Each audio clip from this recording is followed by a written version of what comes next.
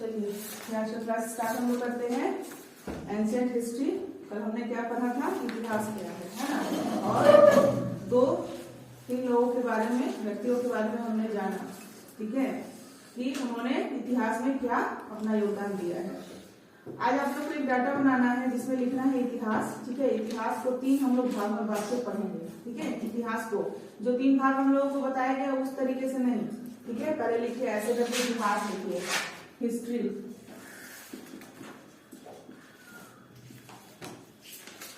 इतिहास, ठीक है। इसको हम लोग तीन भाग में करके पढ़ेंगे, एक एक हिस्सा कंप्लीट करेंगे।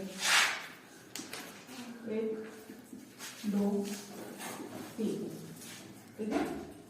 सबसे पहला हम लोग प्रागैतिहासिक शुरू कर चुके हैं। प्रागैतिहासिक मतलब प्री हिस्टोरिक, ये हमने शुरू कर दिया है। इससे ही हम लोग अभी अपना शुरुआत कर रहे हैं, ठीक है। काल लिख लीजिए, प्रागैतिहासिक काल, प्री हिस्टोरिक पीरियड, ठीक है। ये पहला नंबर होगा। फिर दूसरे नंबर में हम लोग आद्य ऐतिहासिक काल पढ़ेंगे। आद्य ऐतिहासिक काल, ठीक है। आद्य ऐतिहासिक काल को हम लोग प्रोटो हिस्टोरिक कहते हैं। क्या बोलते हैं? Proto historic period. और लास्ट का सेशन हमारा होगा ऐतिहासिक काल, ठीक है। ऐतिहासिक काल, ऐतिहासिक काल का इंग्लिश क्या हो जाएगा? हिस्टोरिक पीरियड, ऐतिहासिक काल, हिस्टोरिक पीरियड, ठीक है। कल वाला डेफिनेशन किसको किसको याद है कि इतिहास किसे कहते हैं? अतीत के अध्ययन को इतिहास कहते हैं, यही था ना, अतीत के अध्ययन को इतिहास कहते हैं, ठीक है, ये याद रखिएगा। अब हम लोग काल ऐतिहासिक काल में क्या क्या करने वाले हैं, नाम लिखिए, ऐसे करके लिखिएगा, ठीक है। मैं बताऊंगी, एक ऐसा लाइन कर दीजिए, ठीक है, और एक ऐसे लिख लीजिएगा। लिखना पड़ेगा, मुझे लिखना पड़ेगा, अगर बोलिएगा तो ठीक है, नहीं तो मैं बोलती जा रही हूँ, आप लिख लीजिए। पहला पॉइंट लिखिएगा, इसमें हम लोग प्रागैतिहासिक काल में पढ़ेंगे पूरा पाषाण काल, पूरा पाषाण काल 12th में है कोर्स, ठीक है। पूरा पाषाण काल, इसको पैलियोलिथिक पीरियड बोलते हैं, ठीक है। पूरा पाषाण काल पढ़ेंगे। फिर पढ़ेंगे मध्य पाषाण काल, जो कल मैंने बोला था कि आज हम लोग यही पढ़ने वाले हैं, है ना। आज का हमारा क्लास यही वाला पार्ट है, मध्य पाषाण काल, ठीक है। मध्य पाषाण काल को क्या बोलेंगे? Mesolithic, Mesolithic period. Next part हम लोग पढ़ेंगे नव पाषाण काल, नव पाषाण काल। नव पाषाण काल को क्या कहते हैं? Neolithic, Neolithic period. और लास्ट में इसका हम लोग पढ़ेंगे ताम्र पाषाण काल, ताम्र पाषाण काल, ताम्र पाषाण काल। किसी एग्जाम में यूपीएससी हो या यूपीएससी हो, उस एग्जाम में अधिकतर सीबीएसई वाले स्टूडेंट लोग का रिजल्ट क्यों आता है? क्योंकि उनका जो 6 से लेकर 12 तक का स्टडी होता है बहुत ही अच्छा होता है, बेस अच्छा होता है, तो उनको कम ही पढ़ना पड़ता है, जिसकी वजह से वो लोग जल्दी एग्जाम क्रैक कर ले पाते हैं। हम लोग जो भी पढ़ रहे हैं, हिस्ट्री पढ़े, ज्योग्राफी पढ़े, जो भी पढ़ेंगे, साइंस भी पढ़ेंगे, मैथ्स भी पढ़ेंगे, सारे के सारे 6 से 12 तक ही सीमित रहते हैं, उससे अधिक आपसे नहीं पूछता है, ठीक है। तो हमारे में प्रॉब्लम क्या है कि हमारे जो स्टडी है, हमारा जो बेस है, वो 6 से 12 तक का अच्छा नहीं है, कंफर्म नहीं है, जिसकी वजह से आपको इतना मेहनत करना पड़ेगा, मुझे इतना कुछ बताना पड़ेगा। अदरवाइज ये 12th में कोर्स है ना, 12th में। ताम्र पाषाण में क्या बोलते हैं? Chalcolithic, Chalcolithic period. ये हम लोग आज कंप्लीट करेंगे, ठीक है। ये वाला पार्ट आज हम लोगों का हो जाना चाहिए, क्लियर है। और इससे जुड़ा हुआ हम लोग वन लाइनर करेंगे, लेकिन ऑफलाइन में ऑनलाइन वन लाइनर नहीं बताऊंगी मैं, ठीक है। जो भी लेक्चर चलेगा सिर्फ ऑनलाइन, लेकिन जो भी मैं क्वेश्चन बताऊंगी आप लोगों के लिए, स्पेशली जो भी मेहनत करके मैंने किया है वो ऑफलाइन ही होगा, ताकि आप लोग के साथ नाइंसाफी ना हो कि आप लोग इतनी ठंडी में इतना प्रॉब्लम झेल कर आ रहे हैं और जो घर बैठे हैं उनको भी आसानी से प्रोवाइड हो जाए, संभव नहीं है। तो हम लोग सिर्फ लेक्चर में डिस्कस करेंगे ऑनलाइन, और बाकी जो क्वेश्चन हमारा इंपॉर्टेंट क्वेश्चन वो हम लोग ऑफलाइन करेंगे, ठीक है। फिर आधे ऐतिहासिक में क्या पढ़ेंगे, तो हमने इसके बारे में भी डिस्कस किया था। आधे ऐतिहासिक में हम लोग सिंधु घाटी पढ़ेंगे, सिंधु घाटी सभ्यता, इंडस वैली सिविलाइजेशन, ठीक है, सिंधु घाटी सभ्यता, उसके बारे में डिटेल में पढ़ेंगे। उसके बाद हम लोग पढ़ेंगे कांसा, कांसे के बारे में, ठीक है, मतलब ब्रॉन्ज। ये सब किसमें पढ़ेंगे, प्रोटो हिस्टोरिक पीरियड में, ठीक है। सबको अलग पूछा जाता है, सिंधु घाटी सभ्यता किस काल का उदाहरण है, तो आप क्या बोलेगा, आदि ऐतिहासिक काल का, प्रोटो हिस्टोरिक पीरियड का एग्जाम्पल है, ठीक है। अगर आप कांसे के बारे में पढ़ रहे हैं तो ये क्या है, कांसा युग जो है आप क्या पढ़ रहे हैं, तो उस किस काल के खंड के का है ये हिस्सा, तो आदि ऐतिहासिक काल का।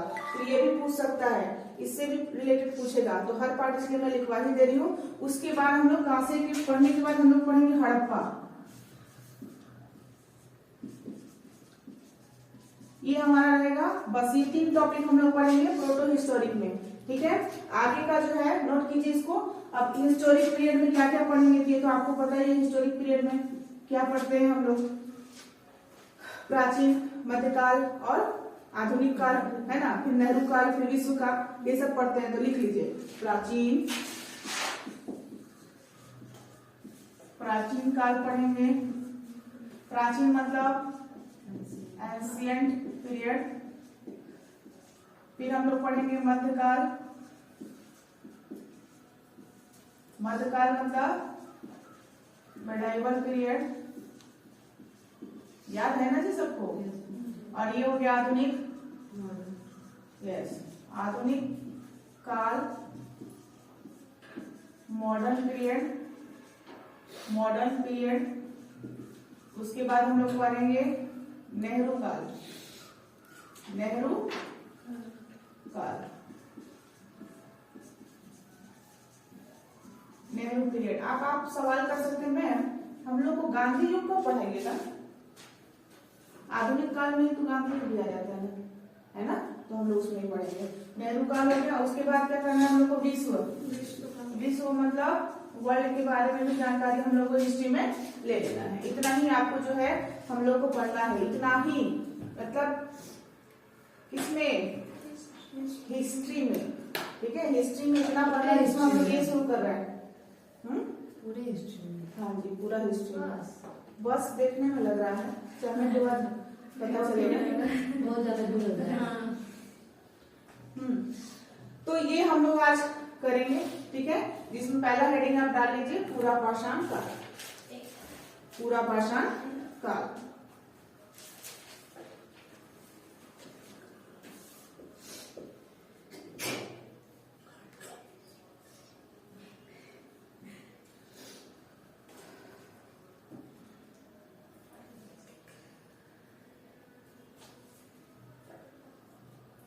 पूरा पाषाण काल हेडिंग डालिए। पूरा पाषाण काल में पहले सुन लीजिए, फिर जो बोलूंगी लिखने का लिखिएगा, ठीक है। पूरा पाषाण काल को लिखिएगा 20 लाख बीसी से लेकर 12,000 बीसी तक। क्या लिखिएगा, पूरा पाषाण काल का जो है यहाँ 20 लाख बीसी से 12,000 बीसी तक का काल है ये, ठीक है। 20 लाख बीसी से लेकर 12,000 बीसी तक का ये है। तो बीसी की बात हो रही है, इसका मतलब अभी की बात नहीं हो रही है, बिफोर क्राइस्ट की बात हो रही है। चलिए, तो इसमें आपको ये एक ऐसा समय था जो आरंभ हो रहा था, इतिहास हमारा क्या था, आरंभ हो रहा था, प्रारंभिक समय है, ठीक है। इस समय मानव को आदि मानव बोलते थे, इस समय क्या बोलते थे, मानव को आदि मानव, ठीक है। और इस समय जो मानव हुआ करते थे वो खाना बदोश हुआ करते थे, एक स्थान से दूसरे स्थान तक भटकते थे, शिकार करते थे, है ना, और अपना भोजन इकट्ठा करते थे। खाना बदोश मतलब ये होता है भटकने वाले, एक स्थायी जगह पे नहीं रहते थे, ठीक है। अब उनको जिस एरिया से खाना मिलेगा उस एरिया में चले जाते थे भटकते। तो जिसको हम लोग कहते थे घुमक्कड़ भी बोल सकते हैं आप, है ना। बंजारा आजकल बोलते हैं, बंजारे लोग बोलते हैं, राजस्थान से लोग अधिक आते हैं बंजारे लोग। तो खाना की तलाश में ये लोग हमेशा घूमते रहते थे, खाने की तलाश में। तो इसको क्या बोल सकते हैं, खाद्य संग्राहक बोल सकते हैं, फूड कलेक्टर, है ना, फूड को कलेक्ट करते थे। तो इनका मेन भोजन क्या होता था उस समय, जानवरों का शिकार करना, है ना। और जो पेड़ पौधे पे मिल गया उनको, उस फल को इकट्ठा करना, पता नहीं था कि क्या है, खाने योग्य है कि नहीं है, ये काम वो लोग भोजन इकट्ठा करने के लिए करते थे। ये सब किस काल में हो रहा है, पूरा पाषाण काल में, मतलब इस समय तक कभी इन लोगों को खेती करने नहीं आया है, तभी तो ये लोग कुछ उगा नहीं पा रहे हैं, जानवरों का शिकार कर रहे हैं, ठीक है। उसके बाद धीरे धीरे इन्होंने क्या किया ना, जानवरों को मारने में पत्थर वगैरह का उपयोग करना शुरू किया, लकड़ी का उपयोग करना शुरू किया, और पत्थर और लकड़ी के उपयोग से उन्होंने करते करते बड़े बड़े औजार बनाना शुरू कर दिए, बड़े बड़े औजार। मतलब यहाँ कह रहा है कि पूरा पाषाण में शिकार करने के लिए, पूरा पाषाण में शिकार करने के लिए पत्थर से बने औजार का यूज करने लगा, मतलब औजारों का आविष्कार हो चुका, शिकार करना शुरू हो गया, मतलब औजार का आविष्कार शुरू हो गया, ठीक है। तो उन्होंने क्या किया, इस समय मानव जो थे ना पत्थर से बड़े बड़े औजार बना लेते थे ताकि जानवरों का शिकार कर सके। तो आपसे पूछ सकता है औजारों का आविष्कार, पत्थर और लकड़ी से बने औजारों का आविष्कार किस काल में हुआ, पाषाण काल है, पहले ही हो गया था। अब उसके बाद क्या हो गया, धीरे धीरे उन्होंने चित्रकारी सीखा, जैसे कि पत्थर पे, पत्तों पर, पेड़ पर, इस तरीके से वो क्या कर रहे थे, चित्रकारी भी करना शुरू कर दिया। तो पूरा पाषाण काल में क्या हो गया, चित्रकारी भी शुरू कर दिया उन्होंने। उसके बाद आपको ये चित्रकारी कहाँ मिलेगा पता है, इसमें जरूर आप लिख लीजिएगा, अब लिख लीजिए, पूरा पाषाण काल में लिख लीजिए। बड़े बड़े पहले तो खाना बदोश थे, पहला पॉइंट खाना बदोश, पूरा लंबा नहीं लिखना है, ठीक है। आदि मानव कहा जाता था मानव को, और मानव आदि मानव उस समय क्या थे, खाना बदोश थे, हंटरर एंड गैदरर, अंडरस्टैंड। अब जो पढ़ाया होगा एसएसटी उसको याद आ रहा होगा, हंटरर एंड गैदरर, शिकारी और फूड कलेक्ट करने वाले, ठीक है, वो थे। उसके बाद उन्होंने, अच्छा हाँ, इसमें सबसे इंपॉर्टेंट बात क्या हुआ ना कि जानवरों का शिकार करते थे, तो जानवरों के से मतलब अपना बचाव करने के लिए इन्होंने आग का आविष्कार भी कर लिया था। तो पूरा पाषाण काल में आग का आविष्कार भी हो चुका था, ठीक है। तो पहला पॉइंट क्या लिखेंगे, मानव को आदि मानव कहते थे, ये लोग क्या थे, खाना बदोश थे, ठीक है। आग का आविष्कार हो चुका था, आग का आविष्कार किया। उसके बाद पत्थर से बने औजारों का आविष्कार हुआ, चित्रकारी आरंभ हुआ, चित्रकारी आरंभ हुआ। अब यहाँ का चित्रकारी जो है पाया गया है आपको भीमबेटका की गुफाओं में। भीमबेटका नाम सुना है आपने, कहाँ है भीमबेटका, मध्य प्रदेश में है।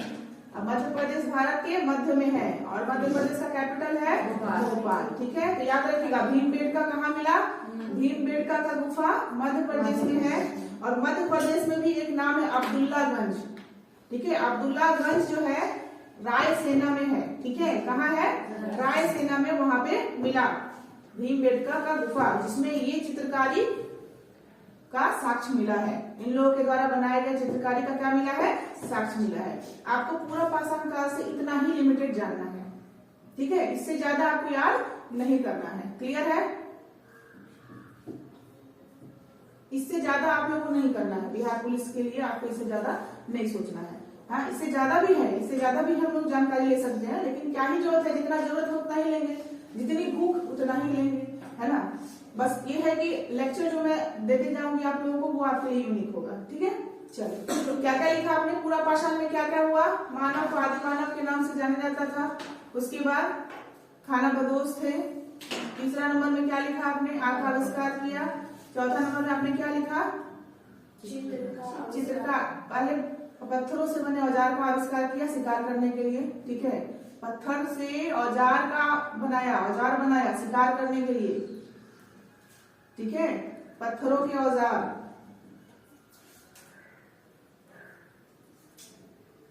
इस समय चित्रकारी का प्रारंभ हो गया, ठीक है।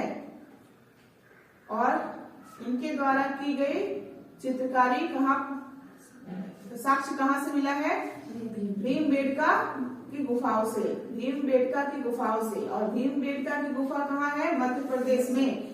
और जगह स्थान का नाम अब्दुल्लागंज, रायसेना, ठीक है। ब्रैकेट में लिख दीजिएगा रायसेन, ठीक है। नेक्स्ट टॉपिक हम लोग का हो गया मध्य पाषाण, ठीक है। मध्य पाषाण, अब देखिए इसका 12,000 बीसी पे खत्म हुआ है, तो इसका 12,000 बीसी से शुरू कीजिएगा। समझ में आया? इसका 12,000 बीसी तक खत्म हुआ, तो इसका शुरुआत कहाँ से होगा? 12,000 बीसी से। तो 12,000 बीसी से 10,000 बीसी तक, ठीक है। किसका चलेगा? मध्य पाषाण काल का। तो मध्य पाषाण काल में सबसे पहले जो है ना, सबसे पहले इस काल की जानकारी लिख लीजिए। इस काल के बारे में, किस काल के बारे में? मध्य पाषाण काल के बारे में। थोड़ा सा जगह छोड़ दीजिएगा पूरा पाषाण के बाद, कुछ एक्स्ट्रा अगर लिखवाना हो तो लिखवा सकते हैं। कभी भी एक टॉपिक खत्म होगा तो जगह छोड़ के ही भरना है, ठीक है। इस काल के बारे में सर्वप्रथम जानकारी करसाइल ने दी थी, करसाइल ने, ठीक है। करसाइल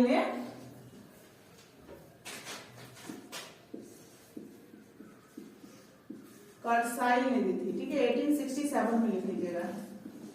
इस काल की जानकारी, मध्य पाषाण काल की जानकारी करसाइल ने दी थी, ठीक है।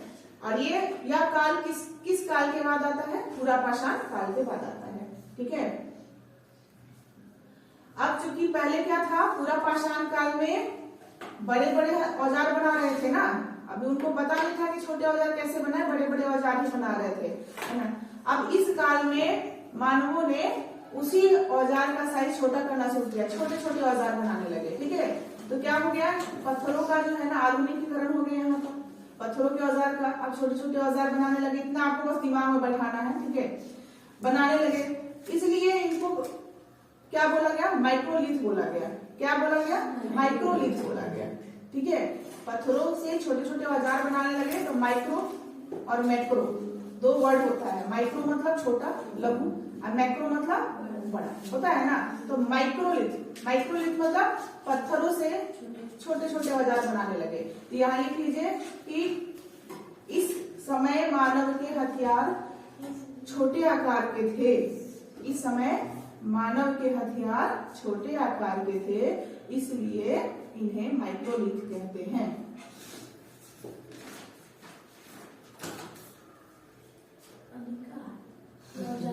औजार, अधिकार मांग रही है तो आजकल लड़कियों के दिमाग में बस अधिकार, अधिकार, मेरा अधिकार, वही ना, आजाद होना चाहती है दुनिया।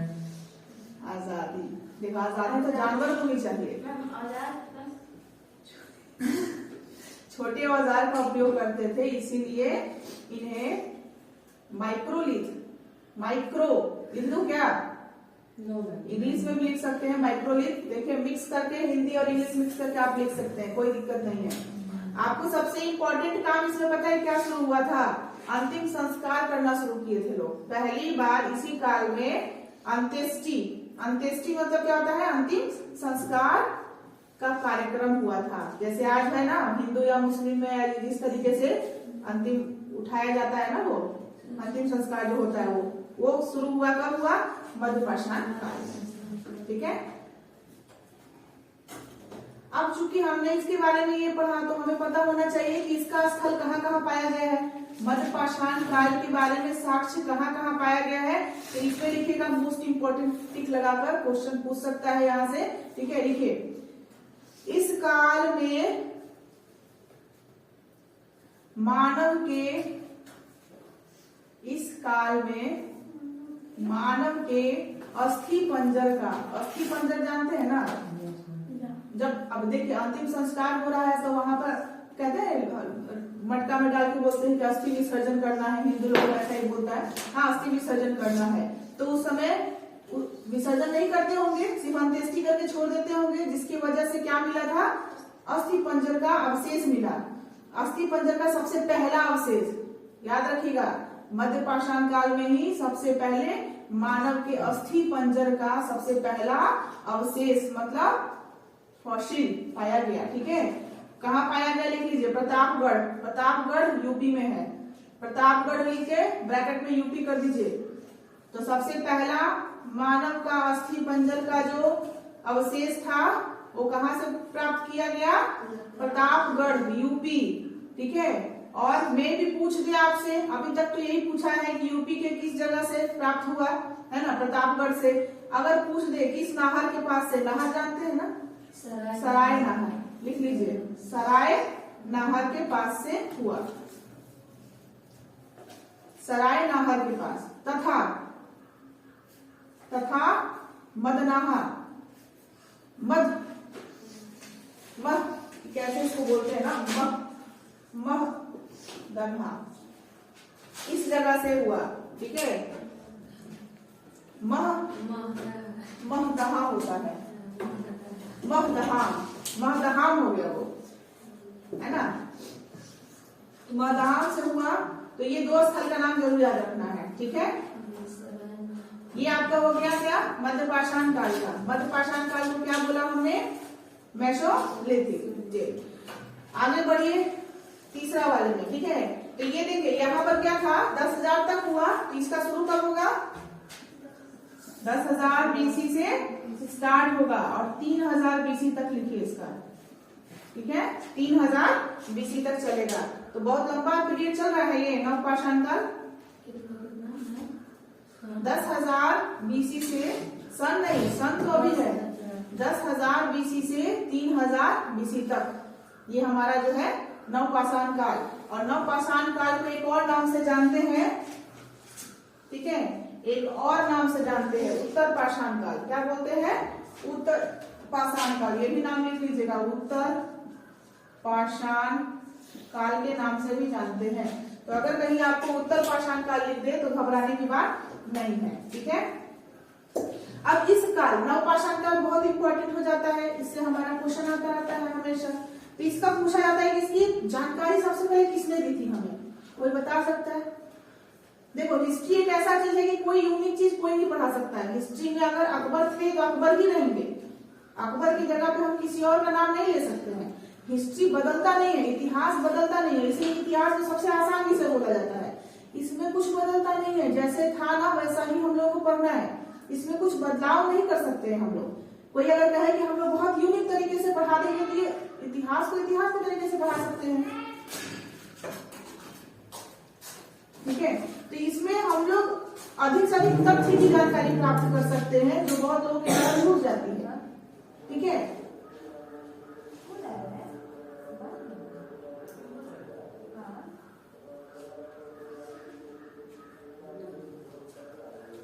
क्या हुआ, राज बाबू लगा है क्लास में। अच्छा, चाबी दीजिएगा। हाँ, तो नवपाषाण काल क्यों जरूरी हो जाता है, नवपाषाण काल इसकी जानकारी सबसे पहले किसने दी बताइए। किसी को अगर नाम याद होगा, क्योंकि इतिहास सब कोई पढ़ते रहते हैं, तैयारी के नाम पे आप पढ़ रहे हैं इतिहास कितने दिनों से, बताइए इस काल के बारे में सबसे पहली जानकारी किसने दी थी ना, सर जॉन लुबाक, सर जॉन लुबाक, लिख लीजिए इस काल के बारे में। ठीक है, सर्वप्रथम जानकारी सर जॉन लुबाक ने 1865 में दिया था। ठीक है,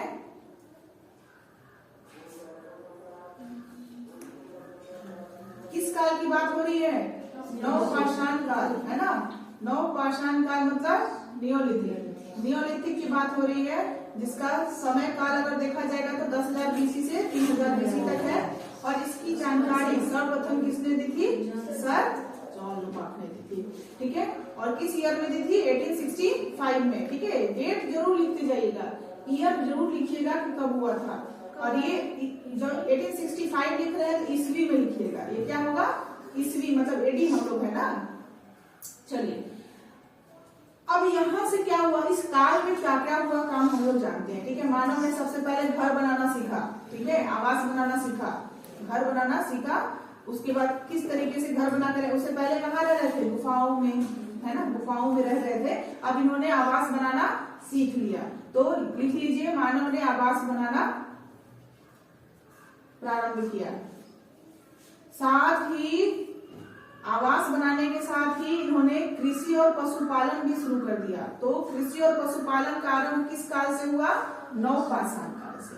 ठीक है, तो लिख लीजिएगा, कृषि तथा पशुपालन भी प्रारंभ कर दिया, आवास बनाना प्रारंभ कर दिया और साथ ही कृषि तथा पशुपालन भी प्रारंभ कर दिया। और इसी काल में मानव ने पहिया और मन का मतलब जानते हैं क्या होता है, मन का मतलब क्या होता है, पहिया और मन का बनाया। मन का मतलब घड़ा, ठीक है, घड़ा बनाया, खोज की, पहिया तथा मनके की खोज की। मन का ब्रैकेट में लिख लीजिएगा, घड़ा, पॉट।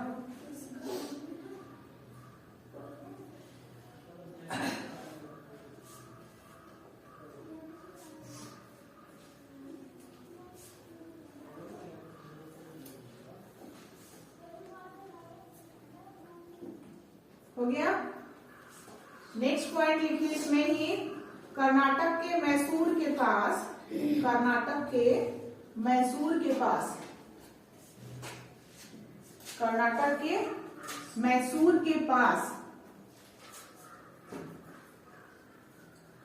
एक संगनकल्लू, ठीक है, संगनकल्लू, ऐसे संगनकल्लू,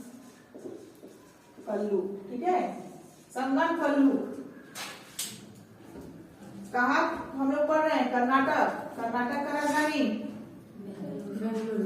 ठीक है, कर्नाटक के मैसूर के पास संगनकल्लू नामक नवपाषाणकालीन पूरा स्थल,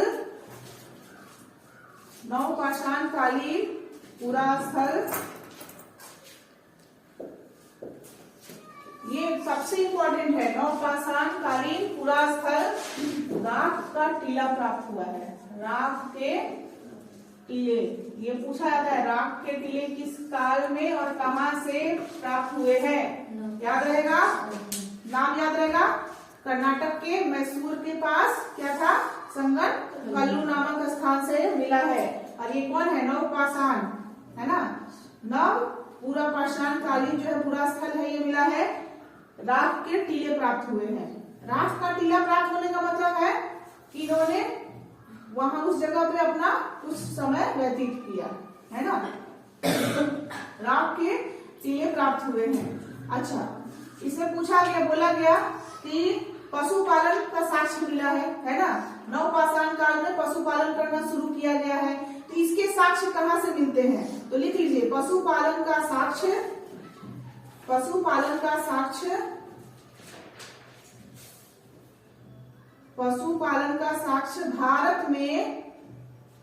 भारत में आदमगढ़, एमपी मतलब मध्य प्रदेश, भारत में आदमगढ़ से प्राप्त हुआ है। और आदमगढ़ कहाँ है, मध्य प्रदेश में, तथा बागौड़, ठीक है, बागौड़ राजस्थान से प्राप्त हुआ है। दो स्थान का नाम आपको मिला, एक आदमगढ़ मध्य प्रदेश में और एक बागौड़ राजस्थान में। राजस्थान में एक नागौर जिला भी आता है। नागौर जिला आप लोग जानते हैं, पंचायती राज व्यवस्था सबसे पहले भारत में राजस्थान के नागौर जिला में ही प्रारंभ हुआ था। ठीक है, ये हम लोग पॉलिटी में पढ़ेंगे। अभी चलिए, अभी हम लोग इसमें पढ़ रहे हैं इतिहास। ठीक है, तो ये जगह हो गया। पशुपालन का साक्ष्य कहाँ कहाँ मिला, आदमगढ़ एमपी में और बागौड़ राजस्थान में। ठीक है, नवपाषाण काल के लिए आपको जो है इतना जरूरी था।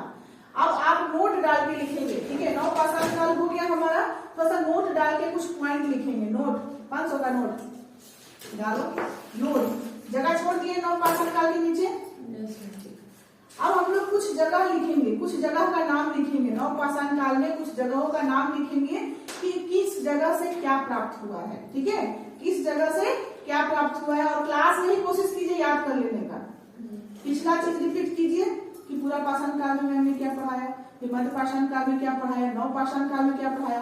अब नव पाषाण काल में जहां जहां स्थल मिले हैं ना, जहां जहां साइट्स मिले हैं, क्या प्राप्त हुआ है हम लोग उसको लिखेंगे, ठीक है, नोट डाल के लिखेंगे। ये मोस्ट इंपॉर्टेंट है क्वेश्चन, यहाँ से आपको आएगा ही। अभी हम लोग जो पढ़ रहे हैं इतिहास में, आपको बहुत शॉर्ट करके पढ़ा रही हूँ मैं, ठीक है, तो वो आना ही आना तय है, इसी में से आएगा, ठीक है। तो पहला पॉइंट लिखिए नंबर वन में लिखिए मेहरगढ़। हम लोग कौन कौन सा स्थल लिखेंगे, मेहरगढ़। हमने अभी कंप्लीट कर लिया पूरा पाषाण काल, मध्य पाषाण काल, नव पाषाण काल, ठीक है। बस अभी ताम्र पाषाण काल है जिसमें अभी नव पाषाण काल चल रहा है, ठीक है।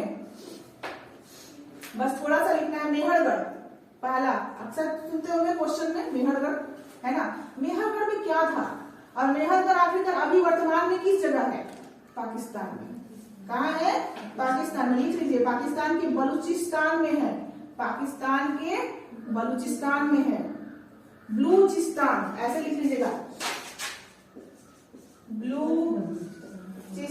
अभी आपको पता है ना, करंट अफेयर में अगर इसके बारे में जानिएगा तो यही वो जगह है जो पाकिस्तान में कह रहा है कि अब हम लोग अलग देश बनाएंगे। बलूचिस्तान क्या बोल रहा है कि हम लोग अलग देश बनाएंगे, ठीक है। एक समय था जब पाकिस्तान ने डिमांड करके खुद को अलग किया था, अब उसी के घर के लोग उसको तोड़ना शुरू कर दिया। तो जैसी करनी वैसी करनी, इसे कहते हैं कर्मा रिटर्न्स। जैसा कर्म कीजिएगा एक न एक दिन रिटर्न होकर आएगा आपके पास, सोच समझ के कर्म कीजिए, ठीक है। चलिए, तो मेहरगढ़ कहाँ है अभी वर्तमान में, पाकिस्तान के बलूचिस्तान में है, ठीक है। अब हो सकता है अगर बलूचिस्तान अलग हो जाए, बलूचिस्तान अलग हो जाए तो उसके बाद हम लोग क्या पढ़ेंगे, बलूचिस्तान में है, नॉट पाकिस्तान। क्या बोलेंगे, बलूचिस्तान में है। जैसे अगर 1947 से पहले की बात की जाएगी तो ये मेहरगढ़ कहाँ प्राप्त होगा, भारत में। लेकिन 1947 के बाद ये कहाँ प्राप्त हो रहा है, पाकिस्तान में। अब अगर ये अलग हो गया बलूचिस्तान तो भी चेंज हो जाएगा, लेकिन याद रखना है, ठीक है। तो ये पाकिस्तान के बलूचिस्तान में है। यहाँ सबसे पहले, ठीक है, सबसे पहले जो है ना, जौ जानते हैं, जौ और गेहूं का साक्ष्य मिला है, लिख लीजिए, जौ और गेहूं का साक्ष्य मिला, ठीक है, जौ और गेहूं का साक्ष्य मिला। तो लिख लीजिएगा, कैसे लिखिएगा, ऐसे लिखिएगा, जौ और गेहूं के साक्ष्य प्रमाण मिले यहाँ से, ठीक है। यहाँ लिख लीजिएगा 700 BC के लगभग में, ठीक है, 700 BC के लगभग में। और स्थान को ऐसे करके लिख लीजिए, 2 स्थान पे प्राप्त हुए हैं, ठीक है। जौ और गेहूं के साक्ष्य जो है आपको 2 स्थान पे प्राप्त हुए हैं। दोनों स्थान का नाम लिख लीजिएगा, सुलेमान और किरथर पहाड़ियां, ठीक है। सुलेमान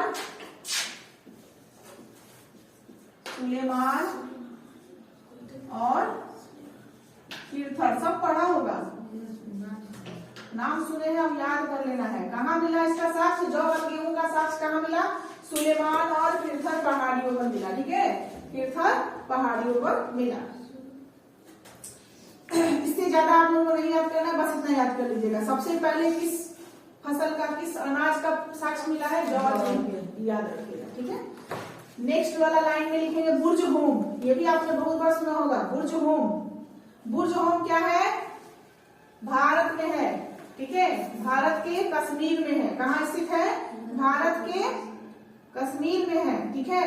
यहाँ गर्तावास मिला है, गर्तावास क्या मिला है, गर्तावास मतलब क्या होता है, जहाँ मालिक के साथ जो है ना जानवर को दफनाया जाता था ना, वो स्थान मिला है। गर्तावास सुने होंगे आप लोग, इंसानों को दफनाने वाला जगह जो होता है वो कहा जाता है। तो सबसे पहले जो है गर्तावास का साक्ष्य मिला, ठीक है। बुर्जहोम में यहाँ क्या प्राप्त हुआ था, मालिक के साथ कुत्ते को दफनाया हुआ मिला था, ठीक है। तो लिख लीजिएगा गर्तावास। कभी नोट को ना हमेशा शॉर्ट करके लिखिए, आप लोग को बीपीएससी नहीं देना है जितना लंबा जा रहा है, ठीक है। गर्तावास लिख लीजिएगा, और यहाँ क्या हो जाएगा, मालिक के साथ, हाँ, कुत्ते को दफनाने का साक्ष्य मिला है, को दफनाने का साक्ष्य। बस इतना लिख के छोड़ दीजिएगा, ये आपका आगे का कहानी आपको पूरा कर देगा, ठीक है। इतना लिख के छोड़ देना है। तो बुर्जहोम कहाँ है, भारत के कश्मीर में है। और यहाँ गर्तावास मिला जहाँ मालिक के साथ कुत्ते को दफनाने का साक्ष्य मिलता है, ठीक है। नेक्स्ट हम लोग लिखेंगे गुफ कराल, जगह का नाम है गुफ कराल। हमने पढ़ा पहला साइड मेहरगढ़, उसके बाद क्या पढ़ा गुर्जुहों, अब हम लोग क्या पढ़ रहे हैं गुफ कराल। गुफ कराल में सिंपली आप लिखिएगा मृद भांड मिले, मिट्टी से बने बर्तन मिले थे, ठीक है। मृद भांड, मृद भांड, क्योंकि क्वेश्चन में आपको ऐसा ही लिखेगा मृद भांड, मृद भांड मिले थे, ठीक है। मृद भांड मिले थे, कहां से मिले थे? गुफ कराल से। मृद भांड, ठीक है, जिसको हम लोग कहते हैं मिट्टी के बर्तन, मिट्टी से बने बर्तन प्राप्त हुए थे।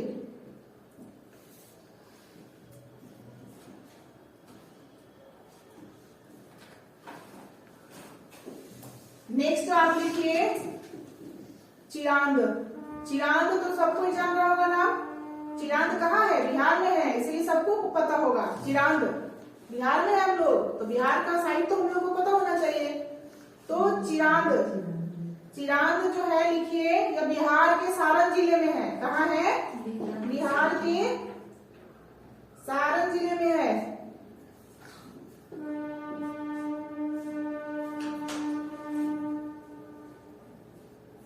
ठीक है,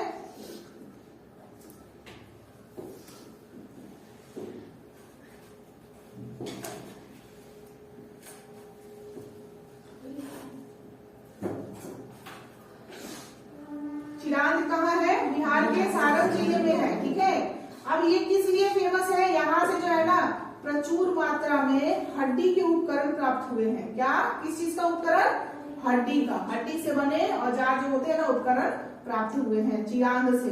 अच्छा, गुफ कराल के बारे में मैंने ये भी बताया कि वो कहाँ है। गुफ कराल जो स्थान साइट मिला है ना, वो कहाँ है? कश्मीर में है। कश्मीर के पुलवामा क्षेत्र जानते हैं? पुलवामा अटैक सबको याद होगा। वो गुफ कराल भी कश्मीर में है और गुरगांव भी है। और कोलकाता हमारा उत्तर प्रदेश के बेलन घाटी में स्थित है। बेलन घाटी, वही बेलन यूज होगा मारने के लिए, ठीक है। बेलन घाटी में स्थित है। अब यहाँ क्या मिला था थोड़ा सा हम लोग जाने, ठीक है। कोल्डिवा बहुत फेमस है, ठीक है। यूपीएससी में आज तो क्वेश्चन है, यहाँ से मिला था कि किस प्रकार का साक्ष्य यहाँ से मिला था। यहाँ चावल का साक्ष्य मिला है, याद रखिएगा। क्या मिला है? चावल का सबसे प्राचीनतम साक्ष्य मिला है। सबसे पुराना चावल का साक्ष्य यहीं से मिला है, ठीक है। जिसको लिख लीजिएगा 6000 बीसी का, 6000 बीसी के लगभग में, ठीक है। चावल का साक्ष्य कहाँ से मिला है? चावल का साक्ष्य कोल्डिवा। कोल्डिवा कहाँ है? उत्तर प्रदेश। उत्तर प्रदेश में कौन से स्थान पे? बेलन बेलन घाटी। आज मुझे कुछ ऐसा लग रहा है ना कि जो मुझे ठंडी लग गई है, जिसकी वजह से बपिंग हो रहा है बार-बार। ये नहीं होना चाहिए, गलत सिम्टम है। इसमें क्या बनेगा मैम? किसमें? ये चावल का साक्ष्य मिला है। चावल का प्राचीनतम साक्ष्य मिला है 6000 बीसी लगभग। कितना? 6000। चावल का साक्ष्य कहाँ मिला है? चावल का साक्ष्य कहाँ मिला? कोल्डिवा में। कोल्डिवा में, कोल्डिवा में मिला। और कब मिला है? 6000 बीसी, 6000 बीसी बिफोर क्राइस्ट, 6000 वर्ष। चलिए, ऐसे देखिए बहुत सारे साइट्स हैं, बहुत सारे साइट्स हैं, तो हमारे लिए जरूरी थे। आपके लिए इतना इम्पोर्टेंट जो पूछता है मैंने बता दिया, ठीक है। ये इतना पूछता है, ठीक है। धीरे धीरे करके और भी जानेंगे हम लोग, लेकिन इतना ब्रेक ले लेके चलते हैं, तो जगह छोड़ दीजिए। और लास्ट टॉपिक हम लोग का लिखिए ताम्रपाषाण काल। लास्ट टॉपिक लिखिए ताम्रपाषाण काल। ताम्रपाषाण काल है, ठीक ही है। ताम्रपाषाण काल, चालकोलिथिक पीरियड में हम लोग अब एंट्री कर रहे हैं। बस ये हमारा लास्ट टॉपिक है आज का। इसके बाद जो क्वेश्चन डिस्कस करेंगे वो ऑफलाइन होगा, ठीक है। तो ताम्रपाषाण काल, इसको हम लोग ताम्रपाषाण काल क्यों कहते हैं, है ना। ताम्र मतलब क्या होता है? तांबा, है ना। इसी काल में तांबे की खोज हुई थी, तो लिख लीजिए इसी काल में तांबे की खोज हुई थी। इसी काल में तांबे की खोज हुई थी। अब चूंकि तांबे का खोज हो गया तो औद्योगिकरण भी शुरू हो गया। लिख लीजिए, दूसरा पॉइंट में लिखिए तांबे की खोज हुई थी। इसी काल में तांबे की खोज हुई थी, ठीक है। जिस कारण तांबे की खोज हुई थी, तो दूसरे लाइन में लिखिएगा औद्योगिकरण शुरू हुआ। औद्योगिकीकरण, ठीक है, औद्योगिकरण लिख लोगे, औद्योगिकरण, ठीक है। और स्टार डाल के लिख लीजिएगा, इसी औद्योगिकीकरण का विकास, विकसित रूप, इसी यहीं से जो इंडस्ट्रियलाइजेशन शुरू हुआ, इंडस्ट्रियलाइजेशन कहते हैं, औद्योगिकीकरण को क्या कहते हैं, इंडस्ट्रियलाइजेशन कहते हैं। तो यहीं से जो इंडस्ट्रियलाइजेशन शुरू हुआ, इसका विस्तार रूप कहाँ मिलता है, सिंधु घाटी सभ्यता में मिलता है, ठीक है। यहाँ से हम लोग का इंडस्ट्रियलाइजेशन शुरू हुआ, डायरेक्ट कहाँ जा रहे हैं, सिंधु घाटी सभ्यता में। तो इसी का, इसमें औद्योगिकरण शुरू हो चुका था, ताम्रपाषाण काल में इंडस्ट्रियलाइजेशन शुरू हो चुका था, लेकिन डेवलप्ड रूप कहाँ देखा गया, सिंधु घाटी सभ्यता में। पूरा विकसित रूप कहाँ देखा गया, सिंधु घाटी सभ्यता में, ठीक है। आपसे इसमें पूछ सकता है, क्वेश्चन पूछ सकता है कि औद्योगिकीकरण का सर्वप्रथम शुरुआत किस काल में हुआ था, ताम्रपाषाण काल में, ठीक है। लेकिन सबसे अधिक विकास किस काल में हुआ था, तो अर्ध ऐतिहासिक काल में, सिंधु घाटी सभ्यता के दौरान हुआ था, ठीक है। तो हम लोग इस तरीके से रिलेट करके पढ़ते जाएंगे। अब ताम्रपाषाण काल जो है, अगर कहीं तांबे का खोज हुआ होगा तो स्थान तो होगा ना, किसी स्थान से प्राप्त किया गया होगा।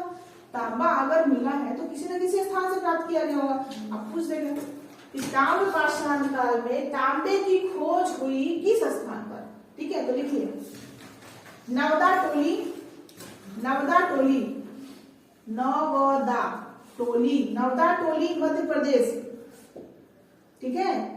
अब यहाँ नवदा टोली जब आप लिखिएगा, उसमें बड़ा इंपॉर्टेंट चीज आएगा, नवदा टोली, क्या लिखेगा, एमपी। अब पता है आपको नवदा टोली क्यों इंपॉर्टेंट है? एक तो सबसे पहले क्या हुआ, ताम्रपाषाणी काल का साक्ष्य मिला यहाँ से। दूसरा आपको कहता है कि यहाँ जब उत्खनन हुआ ना, तो उत्खनन किया था एचडी संकालिया ने। नाम सुन लीजिएगा, इसका उत्खनन किसने किया था? ऊपर लिखिए ना, नहीं दिख रहा है क्या?